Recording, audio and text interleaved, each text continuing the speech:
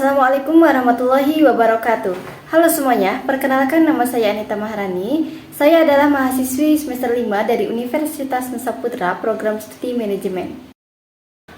Pada video kali ini, saya akan memaparkan rencana bisnis atau bisnis plan dari ide bisnis yang akan saya jalankan, di mana ide bisnis ini berkaitan dengan pemasaran berkelanjutan dengan mengedepankan aspek lingkungan, sosial, dan ekonomi.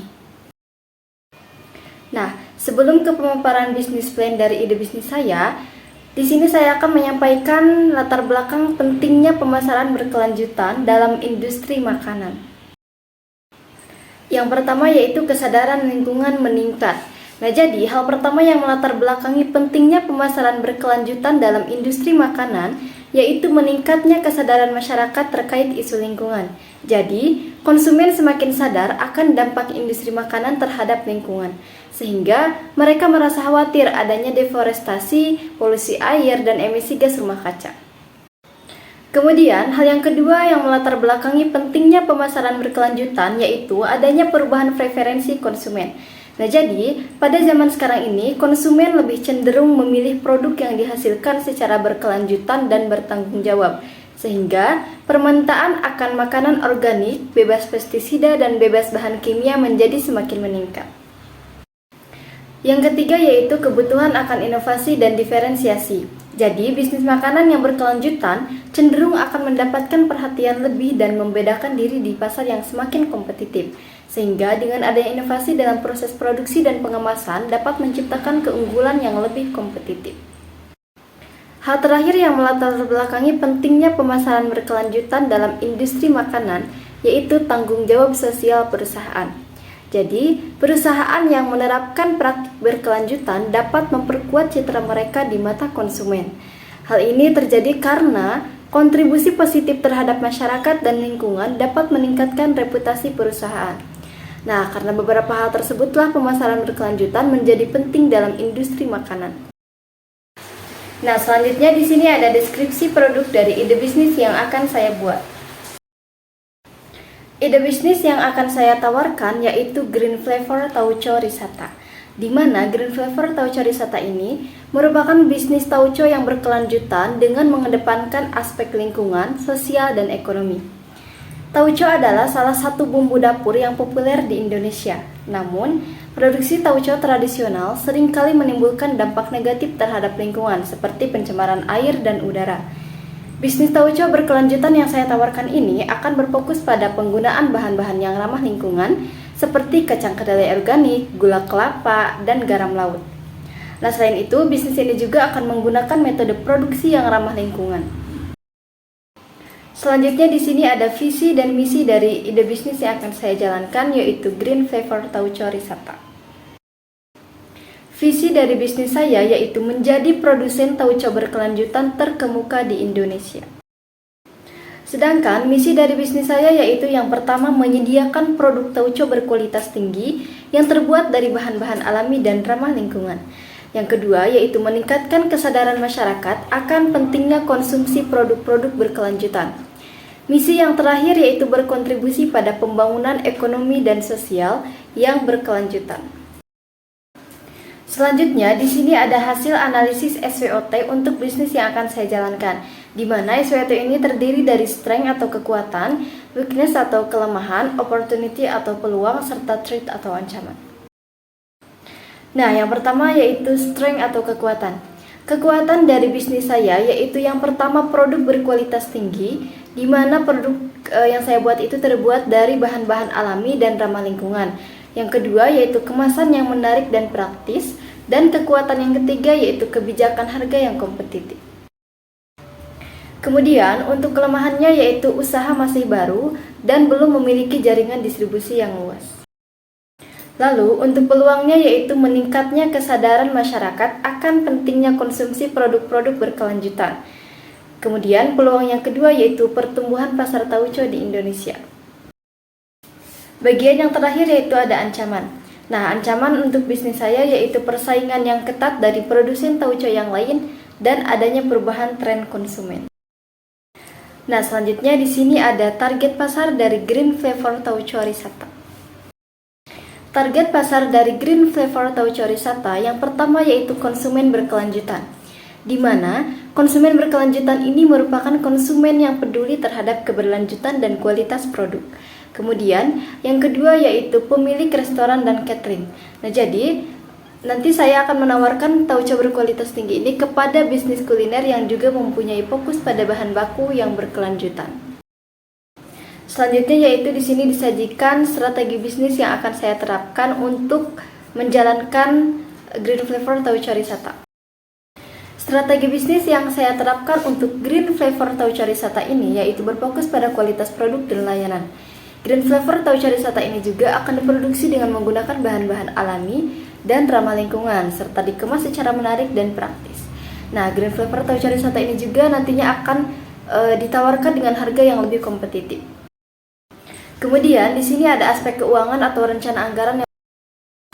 Sumber modal untuk memulai bisnis ini yaitu dari internal, yakni modal sendiri, di mana modal ini nantinya akan digunakan untuk membeli peralatan, bahan baku, dan biaya operasional. Nah, yang pertama di sini ada rencana biaya untuk peralatan. Nah, dapat dilihat bahwa total biaya untuk peralatan yaitu sebesar Rp4.400.000, di mana Rp4.400.000 ini terdiri dari berbagai peralatan utama dan peralatan pendukung. Kemudian rencana biaya bahan baku. Nah, bahan baku ini terdiri dari kacang kedelai, garam, tepung beras, dan gula merah, sehingga total biaya bahan baku yaitu sebesar Rp9.290.000. Selanjutnya yaitu ada rencana biaya operasional. Nah, biaya operasional ini terdiri dari listrik, air, gaji karyawan, dan biaya promosi, sehingga diperoleh bahwa biaya operasionalnya itu yaitu sebesar Rp2.650.000. Kemudian setelah ditentukan rencana biaya peralatan, rencana biaya bahan baku, dan rencana biaya operasional, maka di sini ada harga pokok produksi, di mana harga pokok produksi ini yaitu akumulasi dari rencana biaya-biaya yang tadi telah dijelaskan, yaitu terdiri dari biaya peralatan, biaya bahan baku, dan biaya operasional, dengan total jumlah yaitu sebesar Rp16.340.000. Lalu di sini ada proyeksi keuntungan. Nah, dapat dilihat harga jual untuk Green Flavor Tauco ini yaitu sebesar Rp12.000 per botolnya dengan ukuran botol yaitu 200 ml. Kemudian produksi per bulan diasumsikan yaitu sebanyak 1.500 botol, sehingga total penjualannya yaitu sebesar Rp18 juta. Jadi keuntungan yang diperolehnya yaitu sebesar Rp1.660.000. Nah, di mana hasil tersebut diperoleh dari hasil total penjualan yang dikurangi dengan harga pokok produksi. Sedangkan estimasi balik modalnya yaitu selama 10 bulan. Selanjutnya yaitu di sini ada strategi pemasaran yang akan saya terapkan. Nah, ada beberapa strategi yang saya gunakan untuk memasarkan produk ini. Strategi yang pertama yaitu dengan melakukan pemasaran berbasis cerita. Jadi, untuk membangun merek berkelanjutan ini, saya memfokuskan pemasaran pada cerita produk. Nah, hal ini dilakukan dengan menceritakan kisah di balik Green Flavor Tauco Risata ini dengan fokus pada upaya berkelanjutan dan dampak positif pada lingkungan dan masyarakat. Sehingga dapat dikatakan bahwa strategi pertama yang saya lakukan ini yaitu menyampaikan cerita dan nilai-nilai yang berkelanjutan dan membangun kesadaran konsumen terhadap dampak positif dari produk.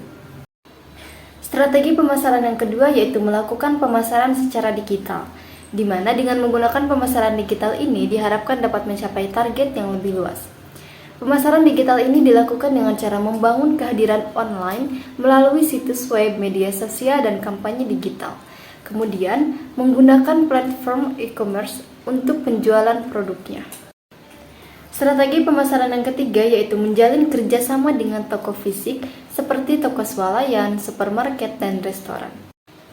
Kemudian, strategi pemasaran yang keempat yaitu menggunakan label dan sertifikasi yang menunjukkan bahwa produk yang dibuat yaitu ramah lingkungan dengan tujuan untuk menarik perhatian konsumen yang peduli dengan lingkungan. Selanjutnya, strategi pemasaran yang kelima yaitu meluncurkan kampanye berkelanjutan dengan fokus pada keberlanjutan dan tanggung jawab sosial dan mengajak konsumen untuk berpartisipasi dalam inisiatif berkelanjutan. Kemudian di sini ada rencana operasional dari bisnis yang akan saya jalankan. Green Flavor Tauco Risata ini akan diproduksi dengan menggunakan kacang kedelai organik, gula kelapa, dan garam laut. Nah, kacang kedelai ini akan dibeli dari petani lokal yang berada di Jawa Barat. Kemudian gula kelapa dan garam laut yang akan dibeli dari produsen lokal yang menggunakan bahan-bahan alami. Nah, tauco ini akan diproduksi di pabrik yang terletak di Sukabumi, Jawa Barat. Tauco green flavor ini kemudian akan dikemas dalam botol kaca berukuran 200 ml dan 500 ml. Botol kaca ini akan dipilih karena lebih ramah lingkungan daripada kemasan plastik. Kemudian di sini ada proses produksi dari green flavor tauco risata. Nah, langkah pertama yaitu pemilihan bahan baku. Bahan baku ini diperoleh dari petani lokal dan menggunakan kedelai organik. Tahap selanjutnya yaitu pencucian kedelai. Nah, kedelai yang telah dipilih kemudian dicuci bersih dengan air, tujuannya yaitu untuk menghilangkan kotoran dan sisa-sisa kulit kedelai. Nah, langkah selanjutnya yaitu perendaman kedelai. Setelah kedelainya dicuci, kemudian direndam dalam air selama 12-24 jam. Tujuannya yaitu untuk melunakkan kedelai dan memudahkan proses pengupasan kulit kedelai. Lalu, tahap selanjutnya yaitu pengelupasan kulit kedelai. Setelah direndam, kedelai dapat dikupas kulitnya. Kulit kedelai ini nantinya dapat diolah lagi menjadi pakan ikan, sehingga tidak mencemari lingkungan dan tidak merugikan masyarakat yang lain. Nah, proses selanjutnya yaitu penumbukan kedelai. Setelah kedelai dikupas, kemudian kedelai tersebut ditumbuk hingga halus dan kemudian dicampur dengan garam dan air. Nah, setelah kedelai ditumbuk dan dicampur dengan garam dan air, kemudian difermentasi selama 3-7 hari. Langkah selanjutnya yaitu pengepresan tauco. Nah, setelah difermentasi, tauco kemudian diperas untuk memisahkan tauco dari air hasil fermentasi. Nah, air hasil fermentasi ini nantinya dapat digunakan untuk membuat pakan ikan juga. Kemudian tahap selanjutnya yaitu pencucian tauco. Setelah tauco diperas, kemudian tauco dicuci kembali dengan air yang bersih. Tujuannya yaitu untuk menghilangkan sisa-sisa air hasil fermentasi yang tadi. Langkah selanjutnya yaitu pengolahan tauco.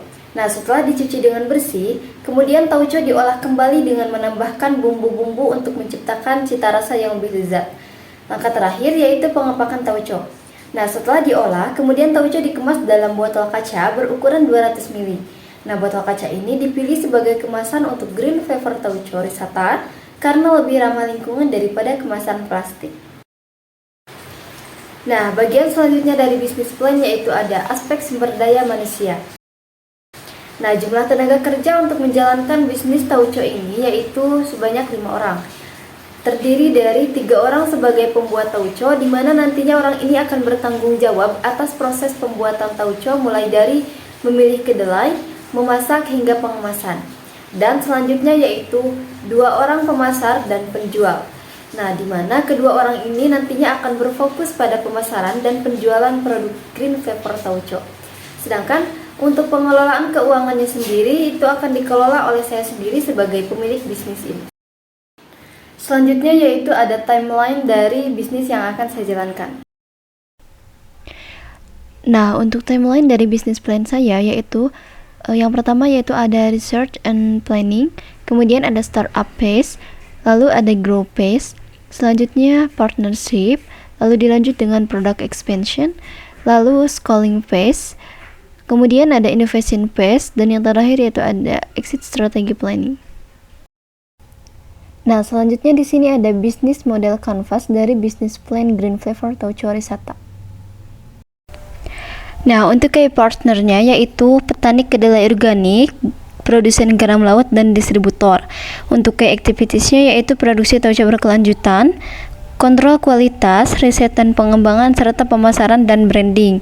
Kemudian untuk value proposition-nya, yang pertama tauco organik berkualitas tinggi, lalu ada kemasan yang lebih ramah lingkungan, lalu ada produksi berkelanjutan, kemudian profil rasa yang unik, dan yang terakhir yaitu dukungan untuk masyarakat lokal. Kemudian untuk customer relationship-nya yaitu program loyalitas dan inisiatif edukatif. Selanjutnya yaitu customer segmen-nya ada konsumen yang sadar lingkungan atau berkelanjutan, dan kemudian ada restoran. Untuk key resource-nya yaitu tanah dan fasilitas, peralatan, serta tenaga kerja yang terampil. Kemudian untuk channels-nya yaitu platform e-commerce, kemudian retailer online dan offline. Kemudian untuk cost strukturnya yaitu biaya bahan baku, biaya peralatan, dan biaya operasional.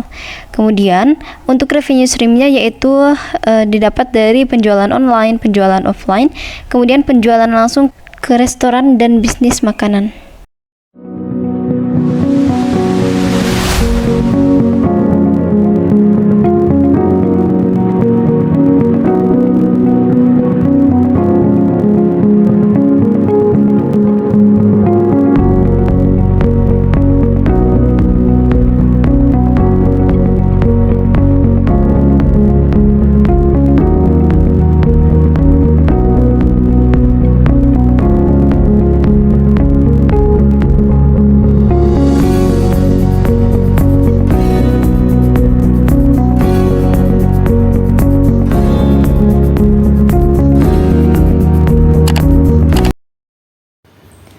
Nah, dari beberapa hal yang telah saya paparkan, maka dapat disimpulkan bahwa Green Flavor Tauco Risata ini merupakan sebuah usaha tauco berkelanjutan yang memiliki potensi untuk berkembang pesat.